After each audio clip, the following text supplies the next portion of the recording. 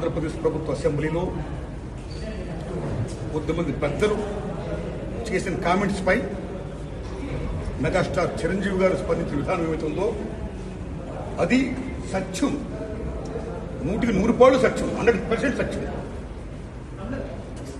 అప్పుడు వైఎస్ జగన్మోహన్ రెడ్డి గారి హయాంలో ఆయన సీఎంగా ఉన్నప్పుడు, పేరు నాని గారు సినిమాటోగ్రఫీ మంత్రిగా ఉన్నప్పుడు ఇండస్ట్రీ నుంచి చిరంజీవి గారితో పాటు చాలా మందిని వారు ఆహ్వానించారు. అందులో నేను కూడా ఒకండి. చిరంజీవి గారు మాట్లాడుతూ నానుమూర్తి కూడా వచ్చాడు మాతో అన్నారు. కాబట్టి చాలా మంది మీలాంటి మిత్రులు నన్ను ఈవేళ అక్కడ ఏం జరిగిందని అడుగుతున్నారు. కాబట్టి చెప్పాల్సిన బాధ్యత నాపై ఉంది. కాబట్టి నేను చెప్తున్నా, సత్యం చెప్తున్నాను మీకు.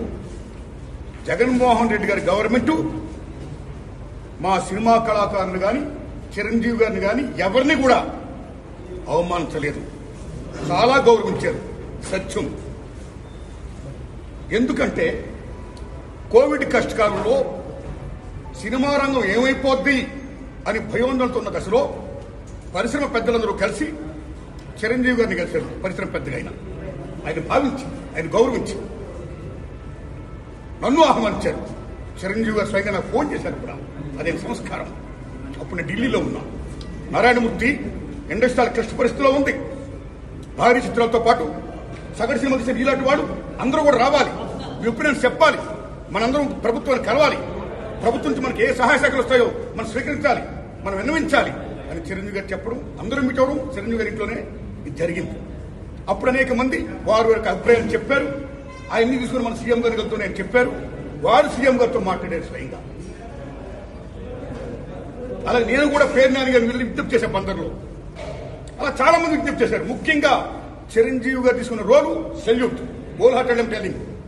పరిశ్రమ పెద్దగా వాటి బెస్ట్ రోల్ ఈ ప్లేడ్ దట్ డే. ఆయన ఎవరు అవమానించాల, తను గౌరవించారు. మమ్మల్ని ఎవరు అవమానించాల, తను గౌరవించారు. మేమందరూ అటు వెళ్ళాం, సమస్యలను చెప్పాము. సీఎం జగన్మోహన్ రెడ్డి గారు సానుకూలంగా స్పందించారు.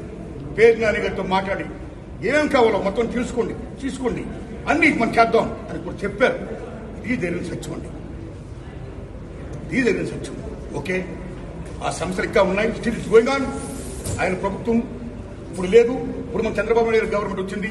ఇప్పుడు ఈ గవర్నమెంట్ లో ఆనాడు ఎక్కడ ప్రియాంబుల్, గత గవర్నమెంట్ లో ఏ ప్రియాంబుల్ ఉందో, ఏ ప్రజలకి ఏ సమస్యలు ఉన్నాయో, ఏ ఇండస్ట్రీకి, cinema industry, anybody anything else, వాళ్ళకి ఏ సమస్యలు ఉన్నాయో అకార్డింగ్ టు ప్రియాంబుల్ గత ప్రభుత్వంలో ప్రజలు విన్నవించుకున్న విన్నపాలు ఏమైతే ఉన్నాయో ఆ విన్నపాలని ఇప్పుడు, ఆ సమస్యలు ఇప్పుడున్న ప్రభుత్వం చంద్రబాబు నాయుడు హయాంలో నెరవేర్చాలని, దానికి సినిమాటోగ్రఫీ మంత్రి గారు దుర్గేష్ గారు సహకరించాలని, మన తెలుగు ఇండస్ట్రీ వెళ్లి ఇవాళ డిప్యూటీ సీఎంగా ఉన్న పవన్ కళ్యాణ్ గారు చొరవ తీసుకోవాలని నేను విజ్ఞప్తి చేస్తూ మా సమస్యల్ని, మన పరిశ్రమ సమస్యల్ని క్లియర్ చేయాల్సిందిగా మనస్ఫూర్తిగా వారిని కోరుకుంటున్నాను.